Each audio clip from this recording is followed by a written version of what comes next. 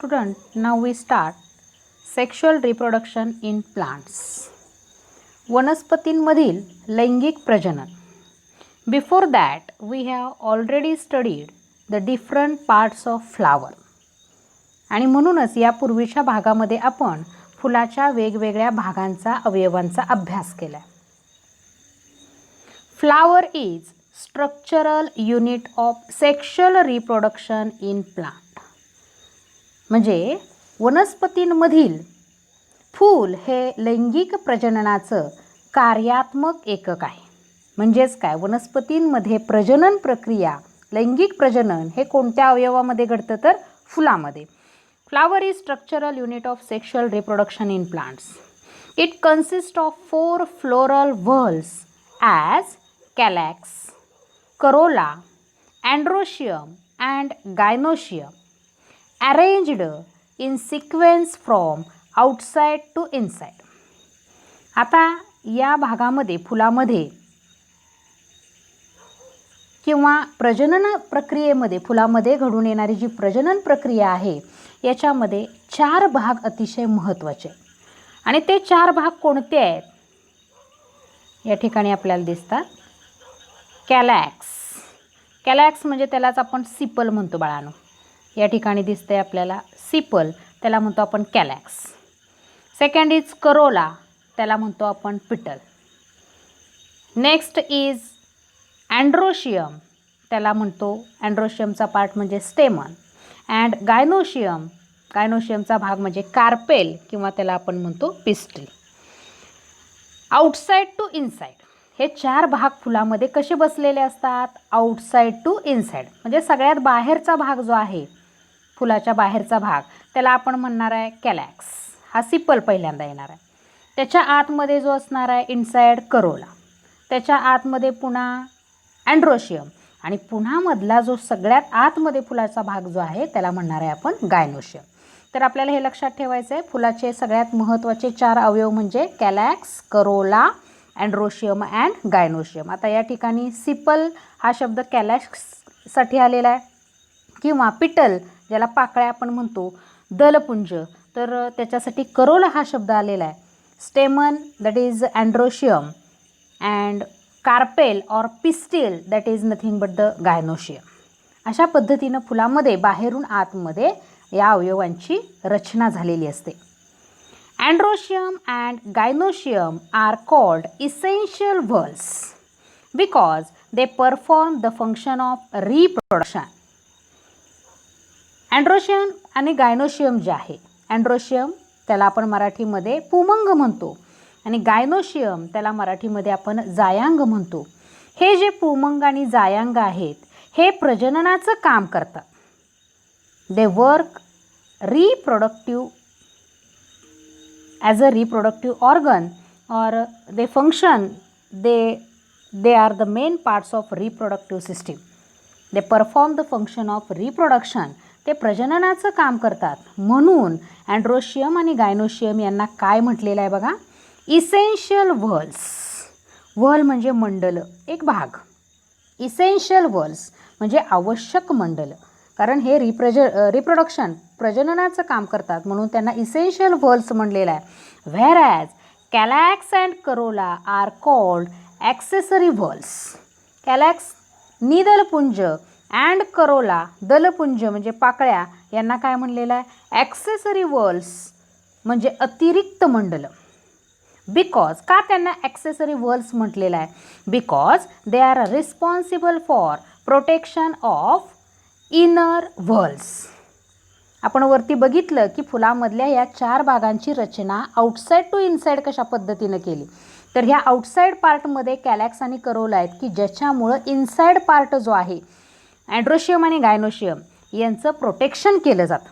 आणि हे जे कॅलॅक्स आणि करोला जे आहेत त्यांना ॲक्सेसरी व्हर्ल्स म्हणण्याचं कारण आहे ते अँड्रोशियम आणि गायनोशियमचं प्रोटेक्शन करतात. Members of calyx are called sepals. मग असे सांगितल्याप्रमाणे कॅलॅक्सचे जे मेंबर्स आहेत, अवयव जे आहेत किंवा भाग जे आहेत त्यालाच काय म्हटलं जातं, सिपल्स. आणि and they are green coloured. आता निदलपुंजातील घटक जे आहेत मेंबर्स, निदलपुंजातील घटक, त्यांना आपण निदल सिपल असं म्हणतो आणि त्याचा रंग मात्र कसा असतो, they are green coloured. Members of corolla are called as petals and they are variously coloured. Corolla म्हणजे दलपुंज, दलपुंजातील घटक जे असतात त्या दलांना आपण पिटल्स म्हणजे पाकळ्या म्हणतो आणि ह्या पाकळ्या मात्र वेगवेगळ्या रंगाच्या आपल्याला दिसून येतात, विविध रंगी असतात. तर या भागामध्ये आपण काय पाहिलं की फुलाचे 4 महत्त्वाचे भाग बघितले. कोणते कोणते 4? Calyx, corolla, androecium and gynoecium. And they are arranged outside to inside, बाहेरून आतमध्ये. पहिला कॅलॅक्स, नंतर करोला, नंतर अँड्रोशियम, नंतर आतमध्ये सगळ्यात फुलाच्या आतमध्ये गायनोशियम. त्यापैकी अँड्रोशियम आणि गायनोशियमला इसेन्शियल व्हर्ल्स म्हटलं जातं, तर कॅलॅक्स आणि करोलाला ॲक्सेसरी व्हर्ल्स असं म्हटलं जातं. आता आपण पुढच्या स्लाईडकडे आलेलो आहे. What is androecium? Androecium is male whorl and its members are called as stamens. Androecium जे आहे पुमंग हे मेल व्हर्ल, मेल म्हणजे पुल्लिंगी असं दल आहे, व्हर्ल म्हणजे त्याला आपण दल म्हणणार आहे किंवा भाग आहे. Androecium is male whorl and its members are called stamen. Androecium म्हणजे पुमंग, हे पुमंग जे आहे ते पुल्लिंगी दल आहे, मेल म्हणतो आपण, मेल पार्ट, आणि त्याच्या घटकांना, त्याच्या दलांना स्टेमन म्हणजेच पुकेसर असं म्हटलं जातं. स्टेमन म्हणजे काय तर पुकेसर. Gynoecium is female whorl. Gynoecium त्याला मराठीत आपण जायांग म्हणतो आणि हे जायांग काय आहे, स्त्रीलिंगी दल आहे, फिमेल व्हर्ल. अँड इट्स मेंबर्स म्हणजे त्याचे जे दलं आहेत या गायनोशियमची, तर यांना आपण म्हणतोय आर कॉल्ड ॲज कार्पेल्स. या स्त्रीलिंगी दलाच्या घटकांना किंवा त्यातील भागाला आपण कार्पेल म्हणजे स्त्री केसर आपण म्हणतो. म्हणजे androecium is male part and gynoecium is female part. The whorl of androecium is called as stamen. म्हणजे पुकेसरातील दलांना स्टेमन, पुकेसर असं म्हटलं जातं. तर गायनोशियममधील जे काही व्हर्ल्स आहेत त्यांना कार्पेल्स असं म्हटलं जातं. स्त्रीलिंगी दल जे आहेत त्या दलांना स्त्री केसर असं म्हटलं जातं. Members of gynoecium are called carpels. These may be separated or united. म्हणजे दल जे आहेत या फुलामधील करोला वगैरे, काही वेळेला पाकळ्या एकमेकांना चिकटलेल्या असतात, तर काही वेळेला हे सगळे पार्ट आपल्याला सेपरेट दिसतात. Ovary is present at the basal end of each carpel. प्रत्येक स्त्री केसराच्या तळाशी ओहरी म्हणजे अंडाशय असतं. Ovary contains 1 or many ovules. अंडाशय जे आहे ह्या अंडाशयामध्ये 1 or many ओव्ह्यूल्स, एक किंवा एकपेक्षा जास्त बीजांड असतात. आपण आकृतीमध्ये बघितलं होतं की जास्वंदीच्या फुलाचा उभा छेद घेतल्यानंतर त्याच्यामध्ये इथे तळाला सिपलच्या शेजारी जो फुगवट्यासारखा भाग आहे दॅट इज ओहरी, आणि ह्या ओहरीचा व्हर्टिकल सेक्शन घेतल्यानंतर आणि तो काळजीपूर्वक पाहिल्यानंतर आपल्याला त्याच्यामध्ये ओव्ह्यूल्स दिसून येतात. A hollow style comes up from the ovary. ओहरीपासून वरच्या दिशेनं एक पोकळ ट्यूब आलेली असते आणि त्याला आपण स्टाईल असं म्हटलं. त्याची पण इन्फॉर्मेशन आपण घेतलेली आहे. Stigma is present at the tip of style. आणि त्या स्टाईलचा वरचा फुलातला जो शेंडा असणार आहे त्याला आपण स्टाईल असं कुक्षी असं म्हणणार आहे. स्टिग्मा. त्या स्टाईलचा शेंडा जो असणार आहे त्याला आपण काय म्हणणार आहे, स्टिग्मा. अजून एकदा आपण फुलामध्ये हे सगळे अवयव बघणार आहोत. Embryo sac is form in each ovule by meiosis. आता गॅमेट फॉर्मेशन होण्यासाठीची जी आवश्यक प्रक्रिया आहे दॅट इज मिओसिस, आणि या मिओसिस प्रोसेसनं ओहरीमध्ये एम्ब्रिओ सॅक तयार होते. Each embryo sac consist of a haploid egg cell and 2 haploid polar nuclei. हे वाक्य अतिशय महत्त्वाचं आहे. हे सारखं रिपीटेडली तुम्ही वाचा आणि समजून घ्या. काय सांगितलं या ठिकाणी बघा. Embryo sac is form in each ovule by meiosis. म्हणजे कोणते कोणते शब्द आपल्याला माहिती असणं गरजेचं आहे. एम्ब्रिओ सॅक कुठं असते, ओहरीमध्ये असते. ओव्ह्यूल कुठं असतात? ओव्हरीमध्ये असतात. तर हे आपण बघणार आहे. आणि हे जे एम्ब्रिओ सॅक आहे, ह्या एम्ब्रिओ सॅकमध्ये काय असतात तर एक सेल म्हणजे फिमेल गॅमेट आहेत. आणि ह्या एक सेल बरोबरच त्याच्यामध्ये काय आहे 2 हॅप्लॉइड पोलार न्यूक्लियाय म्हणजे 2 ध्रुवीय केंद्रक याच्यामध्ये आहेत. आता आपण आकृतीमध्ये बघूया की ह्या आकृतीमध्ये आपल्याला दिसेल बघा. हा जो भाग आहे याला ऑलरेडी नाव दिले बघा ओव्हरी. ओव्हरी आपल्याला ओव्हरी कळाली. At the basal end of sepal. Basal म्हणजे इथं तळाला हा जो भाग आहे इथं ओव्हरी आहे. बरं, त्याच्यानंतर ओव्हरीमध्ये काय असतात? ओव्हरीमध्ये ओव्ह्यूल्स आहेत. आत्ता जो तुम्हाला शब्द गेला तो ओव्ह्यूल्स आहेत. आणि या ओव्ह्यूल्समध्ये पुन्हा आपल्याला काय निर्माण झालेलं दिसतं? Embryo sac. याच ओव्ह्यूल्समध्ये ह्या ओव्ह्यूल्समध्ये एम्ब्रिओ सॅक असते. आणि एम्ब्रिओ सॅकमध्येच आपल्याला एक मिनिट आपण पुढच्या आकृतीमध्ये आपल्याला हे पाहायला मिळेल. ती आकृती आपण या ठिकाणी बघा. इथं आपल्याला दिसून येते हा जो भाग आहे तो ओव्हरीचा भाग आहे. त्याच्यानंतर या ठिकाणी ऑलरेडी आपल्याला हे ओव्ह्यूल्स दाखवलेले आहेत. आणि ह्या ओव्ह्यूल्समध्ये काय आहेत तर 1 आणि 2 एक सेल किंवा आणि पोलार न्यूक्लियस. म्हणजे अशा पद्धतीनं हे रिप्रोडक्टिव्ह ऑर्गन जे आहे फिमेल रिप्रोडक्टिव्ह ऑर्गन कार्पेल याच्यामधले हे भाग आले. बघा काय सांगितले आपल्याला. Embryo sac is form in each ovule by meiosis. आता आपण ओव्ह्यूल बघितला कसा होता तो. ओव्हरीमध्ये या बाजूला जो दिसतोय आपल्याला हे जे भाग दिसत आहेत याला आपण काय म्हणलं ओव्ह्यूल्स. आणि ह्या ओव्ह्यूल्समध्ये काय तयार होतात embryo sack. In each ovule कोणत्या प्रोसेसनं? मिओसिस अर्धसूत्री विभाजन प्रक्रियेनं हे एम्ब्रिओ सॅक प्रत्येक ओव्ह्यूलमध्ये तयार होतात.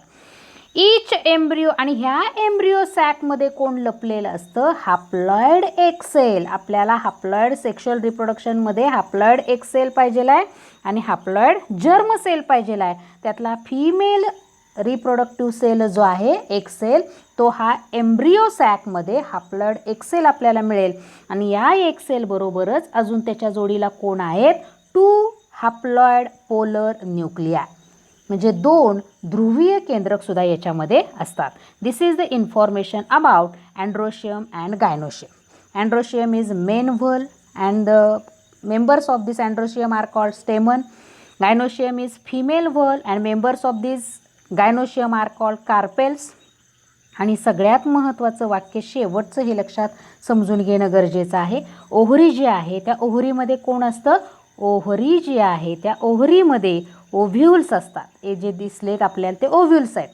ह्या ओव्ह्यूल्समध्ये मिओसिस प्रक्रियेनं काय तयार होतं? मिओसिस प्रक्रियेनं एम्ब्रिओ सॅक तयार होते ओव्ह्यूलमध्ये. आणि नंतर या एम्ब्रिओ सॅकमध्ये कोण असतं? हॅप्लॉइड एक सेल आणि 2 पोलर न्यूक्लिया ध्रुवीय केंद्रक असतात. आता आपण पुढे जातोय बघा. Pollination. Pollen grains from anther are transferred to the stigma. आता स्टिग्मा, स्टाईल आणि ओव्हरी याची आकृती आपण पाहिली इथं बघा. हा जो वरचा भाग आहे त्याला आपण म्हणणार आहे स्टिग्मा. स्टिग्मापासून ओव्हरीपर्यंतची हॉलो ट्यूब आहे त्याला म्हणणार आहे स्टाईल. आणि दिस इज द ओव्हरी. काय होतं? पोलन ग्रेन्स कुठं असतात हे pollen grain? Pollen grains are inside this anther.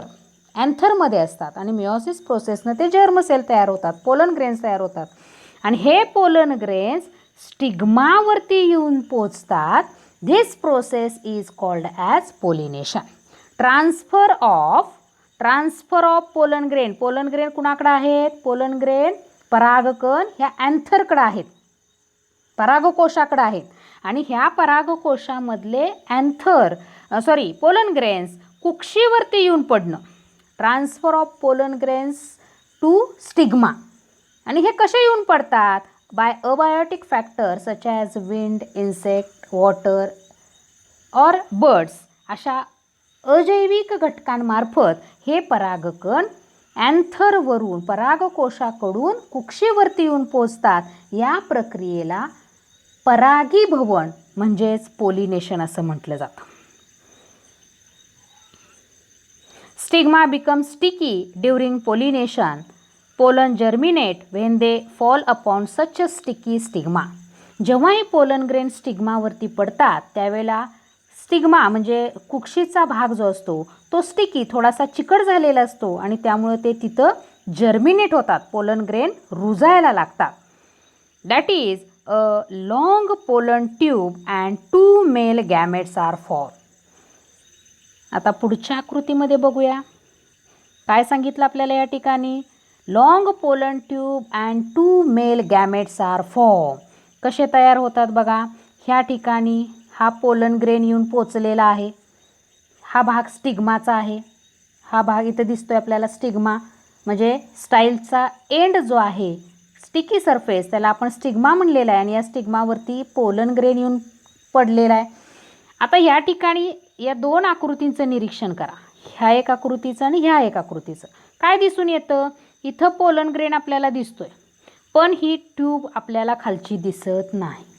इथं पोलन ग्रेन पासून एक ट्यूब जर्मिनेट झालेली आपल्याला दिसून येते आणि ही ट्यूब कुठंपर्यंत आहे. ओव्हरीपर्यंत जाऊन पोचलेली आपल्याला दिसून येते. म्हणजे या ठिकाणी केवळ पोलिनेशन झालेलं आहे आणि इथं पोलिनेशनपासून पुढची प्रक्रिया जर्मिनेशन होऊन त्याच्यापासून हॉलो ट्यूब तयार झाली.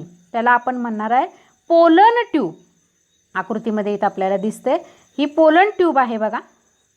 आणि कुणापासून तयार झाली तर हा पोलन ग्रेन जर्मिनेट झाला स्टिग्मावरती आणि त्या पोलन ग्रेनच्या जर्मिनेशनपासून पोलन ट्यूब तयार झालेली आहे. त्याचबरोबर 2 जर्म सेल या ठिकाणी आपल्याला दिसत आहेत. That are the sperm. या पोलन ग्रेनपासूनच काय तयार झाले तर 2 स्पर्म तयार झाले आणि जेव्हा हे पोलन ग्रेन जर्मिनेट झाले तेव्हा पोलन ट्यूब तयार झाली. पोलन ट्यूब कुठंपर्यंत गेलेली आहे. ओव्हरीपर्यंत जाऊन पोचलेली आहे. The pollen tube carries male gametes. आत्ताच आकृतीत बघितलं त्या पोलन ट्यूबमध्ये 2 आपल्याला कोण दिसत होते जर्म सेल आणि ते जर्म सेल म्हणजेच काय तर male gametes. Pollen tube reaches the embryo sac via style. ती पोलन ट्यूब कुठंपर्यंत जाऊन पोचलेली आहे. एम्ब्रिओपर्यंत, एम्ब्रिओ सॅकपर्यंत किंवा ओव्हरीपर्यंत जाऊन पोचलेली आहे. आणि कुणाच्या मधून स्टाईलमधून. जेव्हा तुम्ही जास्वंदीचं फुलाचा उभा छेद घ्याल तेव्हा जी पोकळ मधला तुरा जो आहे त्याच्या आतमध्ये केसासारखी एक पांढरी पाईप असते. That is the pollen tube. आणि ह्या पोलन ट्यूबमधून 2 मेल गॅमेट्स या एम्ब्रिओ सॅकपर्यंत पोहोचतात. Tip of the pollen tube burst and 2 male gametes are released in the embryo sac. त्या पोलन ट्यूबमधनं कोण आलेत. Male gamete. किती मेल गॅमेट आलेत. 2 मेल गॅमेट आलेत. पोलन ट्यूब कुठंपर्यंत येऊन पोचलेली आहे. एम्ब्रिओ सॅकपर्यंत येऊन पोचलेली आहे आणि त्यामुळं एम्ब्रिओ सॅक जे आहे त्याच्यामधले 2 मेल गॅमेट जे असतात ते 2 मेल गॅमेट ती पोलन ट्यूब बस्ट होते एम्ब्रिओ सॅकमध्ये फुटते आणि फुटल्यामुळं त्या पोलन ट्यूबमधले 2 मेल गॅमेट एम्ब्रिओ सॅकमध्ये पडतात. आता आपण आकृतीमध्ये बघूया कसे पडलेत. या ठिकाणी आपल्याला दिसत आहेत ओव्ह्यूल्स आणि ह्या ठिकाणी हे 2 ब्ल्यू कलरचे आपल्याला मेल गॅमेट दिसत आहेत. पोलन ट्यूब बस्ट झालेली आहे. एम्ब्रिओ सॅकमध्ये ह्या 2 जर्म सेलना सोडलेलं आहे. ह्या ठिकाणी पोलन ट्यूबमधून ते 2 जर्म सेल एम्ब्रिओ सॅकमध्ये पोहोचलेले आहेत. अशा पद्धतीनं पोलन ट्यूबमधून हे 2 मेल गॅमेट प्रवास करतात आणि एम्ब्रिओ सॅकपर्यंत येऊन पोहोचतात. 1 male gamete unite with the egg cell to form zygote. बघा आता या ठिकाणी समजून घेणं गरजेचं आहे. किती मेल गॅमेट आलेत पोलन ट्यूबमधून. 2 मेल गॅमेट आलेत. त्यातला एक मेल गॅमेट जो आहे तो एग सेल बरोबर फर्टिलाइज होतो आणि त्याच्यातून आपल्याला काय मिळतो झायगोट. 1 मेल गॅमेट युनाइट और fuses with egg cell. Egg cell कुठं आहे. मगाशी आपण बघितलं होतं एम्ब्रिओ सॅकमध्ये आहे. एम्ब्रिओ सॅक कुणामध्ये होती. एम्ब्रिओ सॅक ओव्ह्यूलमध्ये होती. ओव्ह्यूल कोणामध्ये होतं. ओव्हरीमध्ये होतं. ओव्हरी, ओव्ह्यूल, एम्ब्रिओ सॅक आणि एग सेल. आणि एग सेल बरोबर अजून जोडीला कोण होतं. टू पोलर न्यूक्लियाय, ध्रुवीय केंद्रक होते. आता ह्या पोलन ट्यूबमधनं कोण आले? 2 मेल गॅमेट आले. त्यापैकी एक मेल गॅमेट जो आहे तो एक सेल बरोबर युनाइट होतो आणि त्याच्यापासून काय तयार झालेलं आहे? झायगोट. अजून एक मेल गॅमेट त्या ठिकाणी शिल्लक राहील. 1 मेल गॅमेट फ्युजेस विथ एक सेल आणि त्याच्यापासून झायगोट युग्मनज तयार होतो. This process is called as a fertilization. And second male gamete, अजून एक मेल गॅमेट सेपरेट राहिलेला आहे, तो second male gamete unite with 2 polar nuclei and endosperm is form. आणि दुसरा जो मेल गॅमेट होता तो दुसरा मेल गॅमेट कुणाबरोबर फर्टिलाइज होतो? तर 2 पोलर न्यूक्लियाय, ध्रुवीय केंद्रक जे होते त्यांच्याबरोबर त्याचं युनियन होतं आणि त्याच्यापासून एंडोस्पर्म म्हणजे भ्रूणपोष तयार होतो.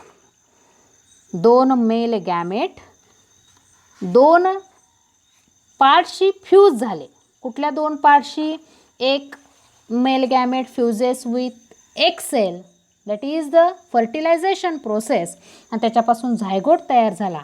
And another male gamete fuses with polar nucleus and endosperm is form. Endosperm म्हणजेच काय तर भ्रूणकोश, आणि हा भ्रूणकोश तयार होतो.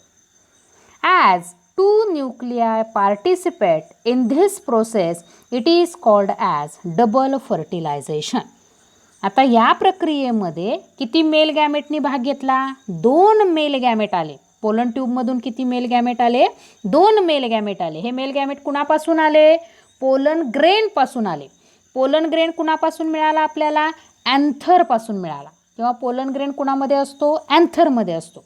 अँथर हा कुणाचा भाग झाला? अँड्रोशियमचा भाग झाला, पुकेसर. त्यामुळं हे 2 मेल गॅमेट, या 2 मेल गॅमेटनी भाग घेतल्यामुळं या प्रक्रियेला काय म्हटलं जातं? डबल फर्टिलायझेशन प्रोसेस, म्हणजेच द्विफलन प्रक्रिया. आपण या भागामध्ये काय बघितलं बघा? Androecium male part, gynoecium female reproductive part, त्याच्याबरोबर फिमेल रिप्रोडक्टिव्ह पार्ट जो आहे गायनोशियम, त्याच्यामध्ये आपण बघितलं ओव्हरी. ओव्हरीमध्ये कोण असतं? ओव्ह्यूल्स. ओव्ह्यूलमध्ये काय तयार होतात? मिओसिस प्रोसेसनं एम्ब्रिओ सॅक तयार होते. आणि मिओसिस म्हणजे जर्मसेल हाप्लॉइड रिप्रोडक्टिव्ह सेल जो असतो तो हाप्लॉइड तयार होतो. म्हणजे या ठिकाणी फिमेल रिप्रोडक्टिव्ह सेल जो आहे दॅट इज एक सेल, हाप्लॉइड एक सेल तयार होईल एम्ब्रिओ सॅकमध्ये. आणि 2 पोलर न्यूक्लियाय ते सुद्धा हाप्लॉइड तयार झाले एम्ब्रिओ सॅकमध्ये. 2 गोष्टी तयार झाल्या, एक सेल आणि 2 हाप्लॉइड पोलर न्यूक्लियाय तयार झाले. त्याच्यानंतर पोलिनेशन प्रक्रिया आपण बघितली. पोलिनेशन म्हणजे काय? Transfer of pollen grains from anther to stigma. This process is called as pollination.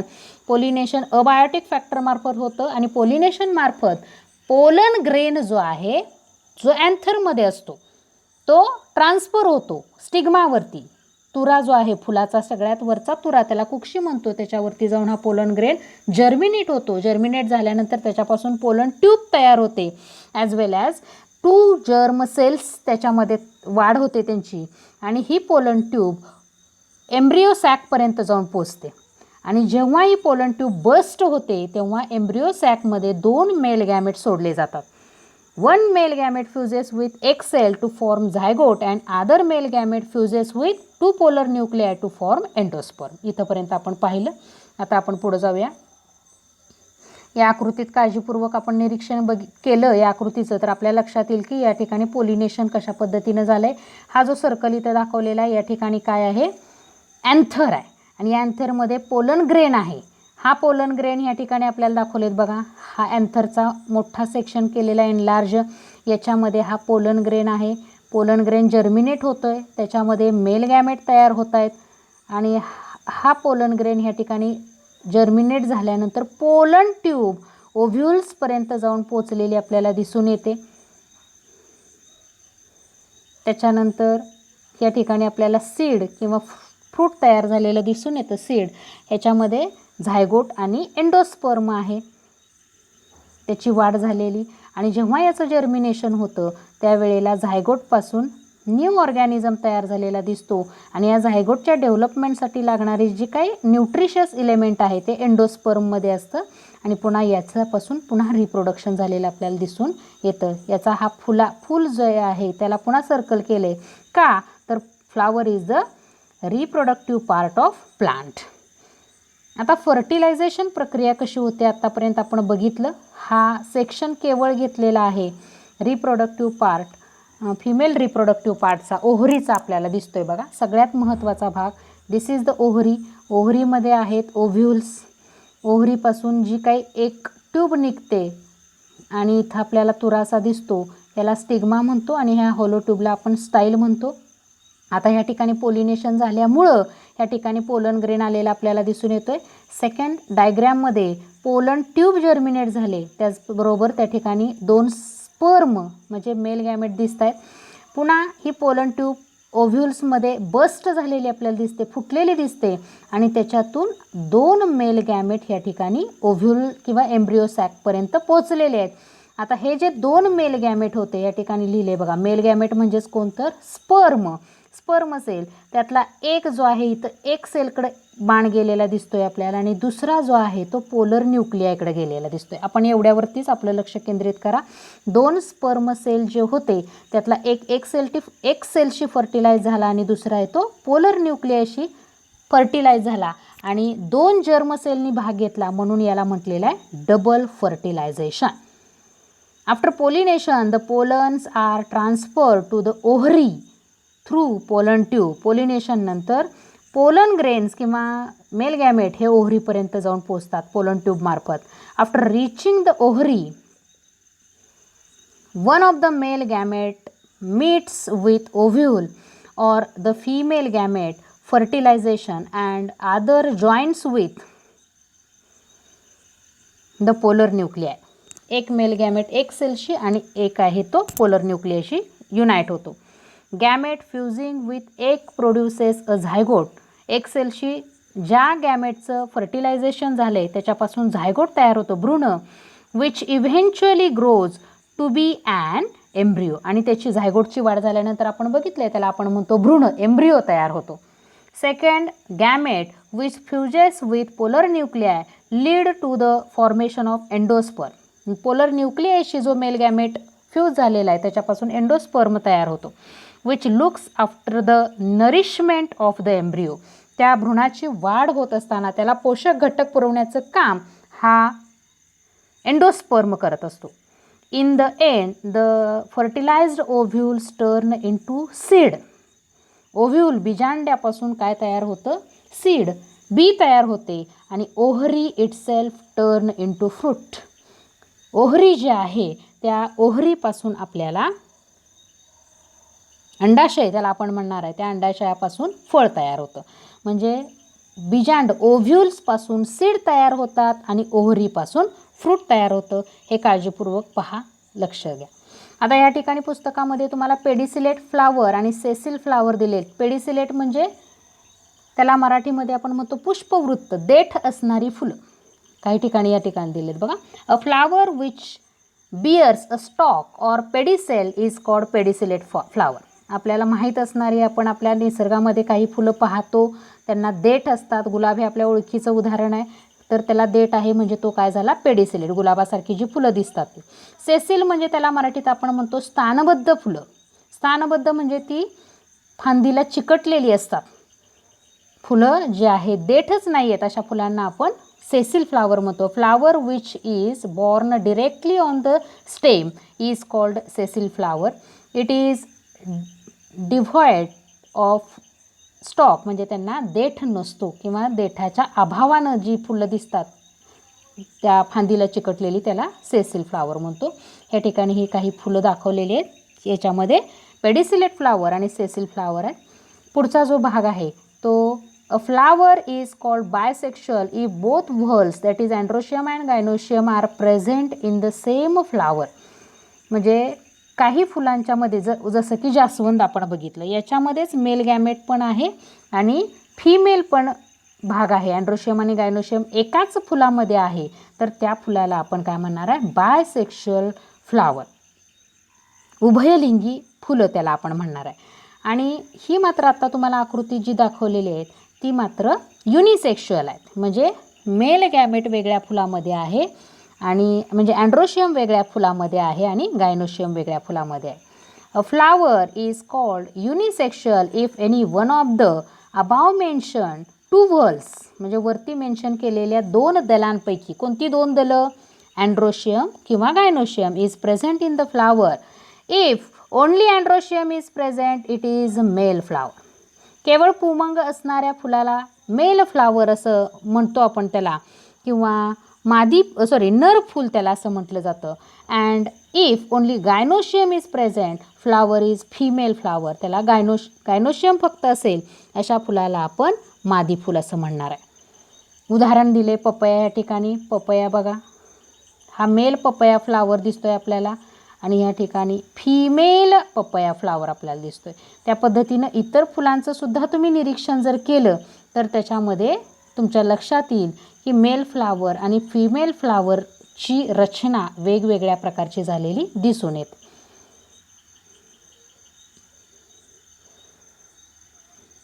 Pollination आणि जर्मिनेशनचा भाग यानंतर आपण बघू.